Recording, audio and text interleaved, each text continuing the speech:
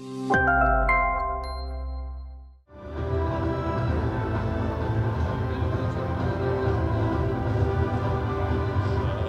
کرد. با فرق از دسته اسخط کلوب مرکزی ورزش ارتش دسته اسخط رقابت آخر خود رو با غلبه جنباز کرده بود. حساب رو باز کنند بازیگران دسته اسخط. پرتاب انجام داده شد. در رقابت دوم خیلی خوب بازی کردند بازیگران دسته اسخط ارتش در 19 رقابتی که دایر کرده است. 9 غلبه 5 مساوی با 5 ادامه می‌یابد هجوم کلوب مرکزی ورزش ارتش. چگونه ضربه قوی بود سفر با خفا می‌آید. پرتاب داخل جریمه گاه امکانیت ادامه دادن هجوم است. پرتاب با داخل جریمه گاه ضربه و ببینید که چگونه خوب پرتاب با داخل جریمه گاه ضربه راست به سمت دروازه‌بان حرکت کرد. سولکواسی با شریپوف پرتاب با داخل جریمه گاه به سمت ژانگات امکانیت برای ارتشی‌ها پیدا می‌شود.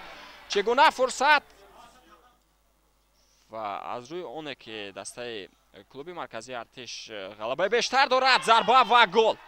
چگونه فرصت پیدا می شود و اکنون موفق می گردند بازیگران دسته اسخط تا با زدن گل دست یابند. بهترین امکانیت، بهترین فرصت و توپ و تور دروازه روان می شود. موسم کنونی با بخت مواجه گردیدند. امکانیت ضربه به جانب دروازه و گل.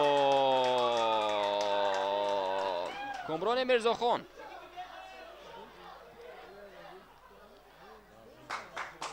توپ رو با موفق گردید توپ رو برگرداند ولی مهمانان آن را صاحب میشوند. حاجی عبدالمنان با داخل جریمه گاه وارد میشود. امکانیت برای بانکداران ضربه و چند در دربی شهر دوشنبه گل زیاد بعد در تصویر شد ولی اون رقابت منجر 3 بر 3 با انجام رسید. فرصت برای ارتشی‌ها پیدا می شود و گل.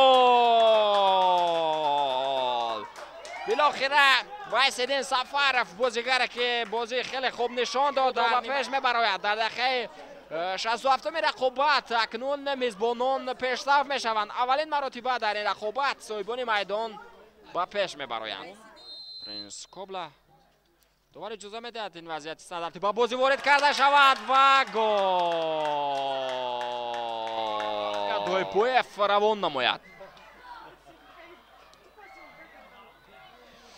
بازی گذاره این نقلات رو انجام داد. دیگر بار تو با شریپوف برگردانده می شود. پرتابی و بعد داخل جریمه گاه چگونه امکانیت بهترین استفاده نشد دوستان عزیز. دیگر دسته کلوب مرکزی ورزش ارتش از اسرائیل خولوف گرفتن نتوانست. امکانیت برای میزبانان پیدا می شود. ضربه و نه اونقدر ضربه خوب. پرتاب با داخل جریمه گاه ضربه به سمت دروازه و گل. البته امکانیت هست. نزدیک 3 دقیقه از دقیقه های لوا کرده دوباره با اتمام رسید. موج نوی هجوم دسته اسخط را میتوانیم متوجه بشویم دوستان عزیز. امکانیت برای آنها پیدا می شود و گل. رو دارند و آن را توانستند که برابر هم نمایند. چگونه امکانیت و چگونه گل با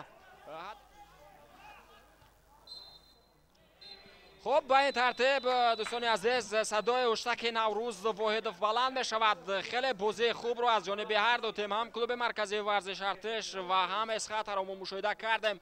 خیلی نزدیک بودن میزبانان تا در این رقابت صاحب 3 امتیاز بشوند ولی این فرصت را از دست دادن. 2 گل دیگر بعد از روزهای خوش سر دادند و با این ترتیب حساب 3 بر 3 شد.